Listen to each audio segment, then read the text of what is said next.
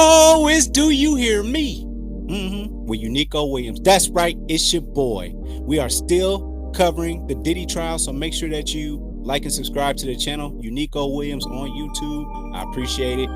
We are live on all streaming services for the most part. In an effort to read all the transcripts, I'm a great actor. So I'll be out here just reading the transcripts for you in a way that's better than you just reading it through like this, in my opinion. But we also are starting a new segment, which will just be regular videos that are released, called the sidebar. Now, the sidebar is when the attorney and the prosecutors, they go up and talk to the judge. That is what it is. But my sidebar is, we're going to see what people are saying after coming off of the stand, if they're a witness or something to that effect, or if there's experts, whatever. If we get some extra news, we'll call that the sidebar. So that's what we're doing with this episode today. And we are actually met with one of the first people that was brought on as quote unquote, I think he was the second person that was involved in being an alleged escort in the Cassie and Diddy situation, the Punisher. The Punisher. Now, we thought his name was the Punisher due to what we thought his true profession was. He's actually like a dancer and does private parties. But I mean, if the bread is right, he was there every night. So it is what it is. So he actually appeared. The Punisher actually appeared, and I think he has a book coming out talking about freezer meat. What's harder than that? Something to do with people that are having self-arousal issues or whatever. Something to that effect. And he does mention Cassie and Diddy, or a wealthy couple, is what he pertained it to in his actual book. But now here we are. We got the Punisher talking to Cameron, the silliest dude of all time.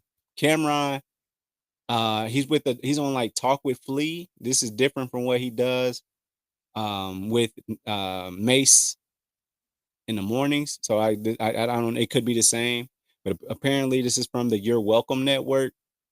So this is our first sidebar. We get to meet the Punisher, and he's going to talk about, because we couldn't hear what he said. I could only read what he said, but now we get a visual of who he is and him on the stand. And this is some of the stuff that he was saying. So let's get to it.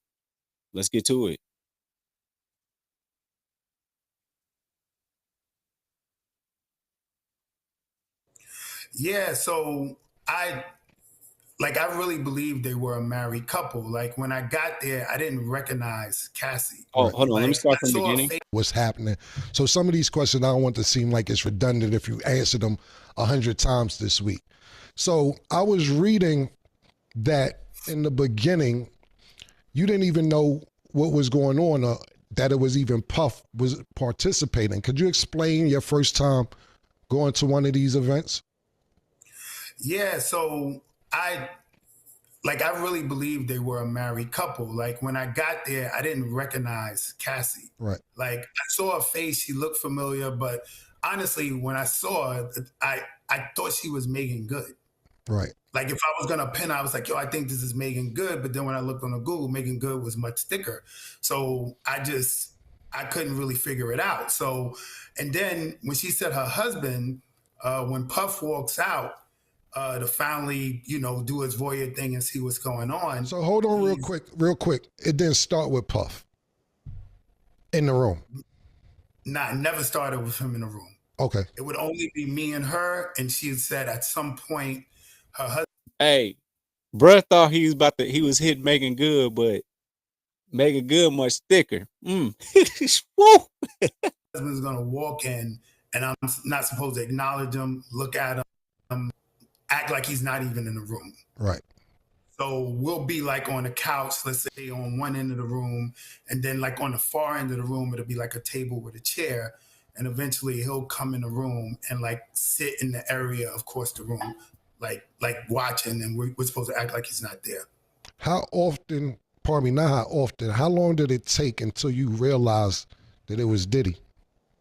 Bro, like I want to say like over a year. Get the fuck out of here. He was smashing Cassie. This dude was giving direction, and you didn't realize that was Diddy? Come on. All right. I'll bite. A whole Over a year, year? Why? over a year. So let me. How long? Okay, let's. I want to stick to that for a second. But how long did you know till it was Cassie? So the minute I found out it was Diddy, that's when I knew it was Cassie. So it Because took a Okay, so it took a year for him to know that he was banging Cassie. Man, I can I'm finding that hard to believe. Let me see what he got to say. year for you to crazy. find out for Cassie as well. Yeah, yo, Okay. I didn't recognize it. Like when I jumped out of it, I did try to do the Google searches. Like I wanted to try to figure out who it was, Right. but I'm Googling a married couple. Right. So every result I'm getting is not leading me to the right places because they're not married. Got you. Mm. Got you. You know, Old head, so old head and, shit. and I never found out with a visual cue. It was a hotel, the ex's house, and I would get there, let's say 2 a.m, and sometimes nothing would pop off for hours. So in this case, they threw me in like an extra room in the suite, and just to kill time, I happened to cut on the TV, but and the TV had a welcome message. So the Gotcha. TV said, "Yo, ex's house would like to welcome Mr. Sean Combs," and I'm like, "Yo, this is crazy!" Like I had no idea, man. So that's how you found out that it was Cassie and Diddy by just cutting on the TV and seeing the introduction on the television. I Wow. got on the TV. Wow. Wow. I seen Welcome to also X's house. in the transcripts that you would say that it was just a sex scene in the beginning. Nothing, no intercourse. How long until you had actual intercourse? What was happening in the first few sessions when it wasn't any intercourse?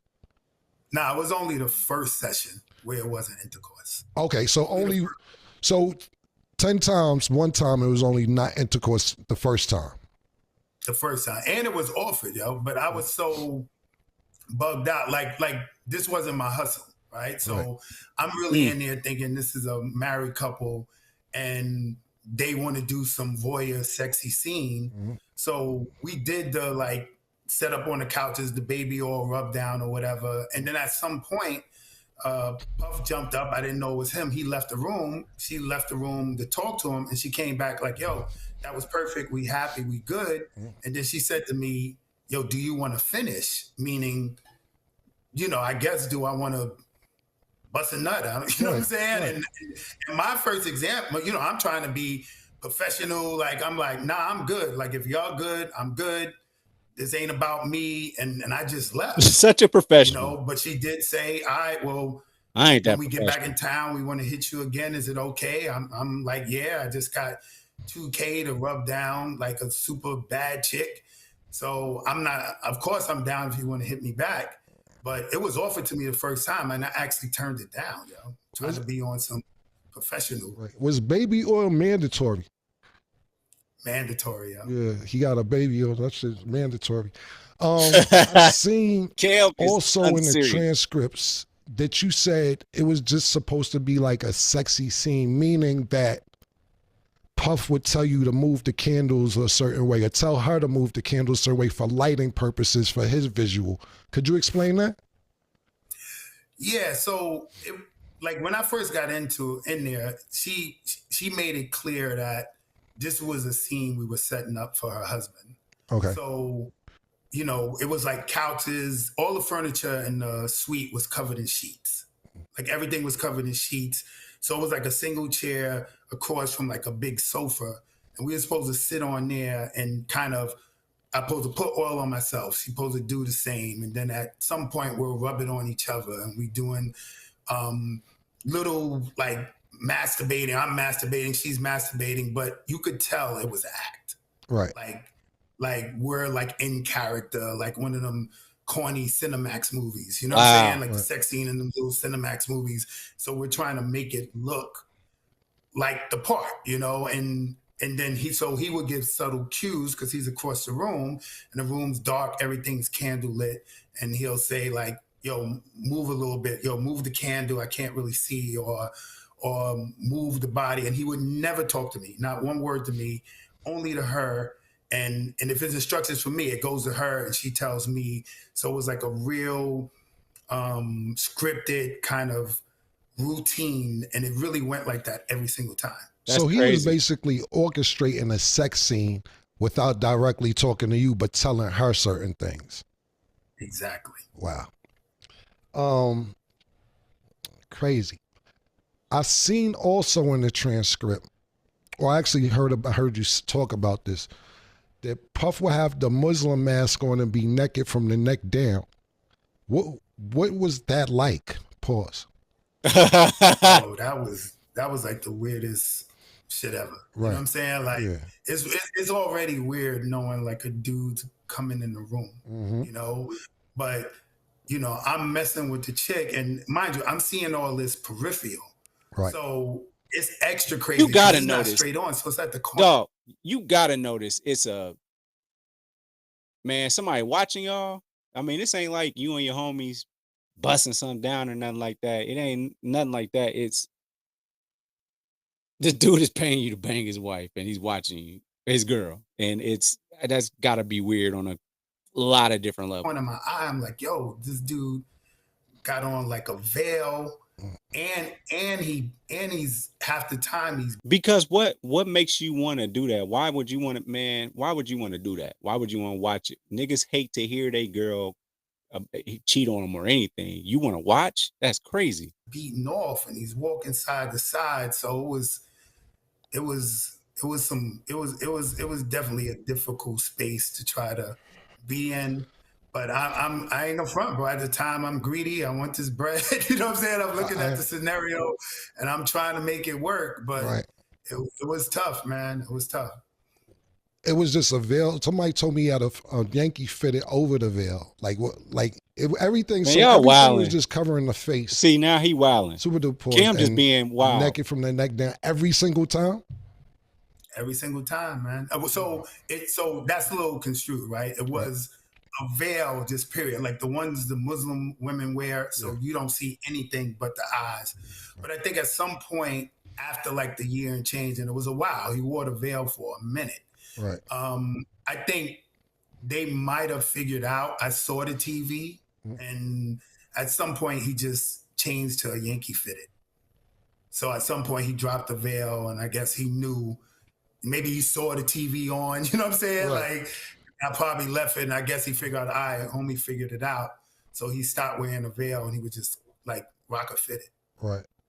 I also seen that you say when you and her were doing what you guys were doing, he would be pacing back and forth with a bottle of Astroglide.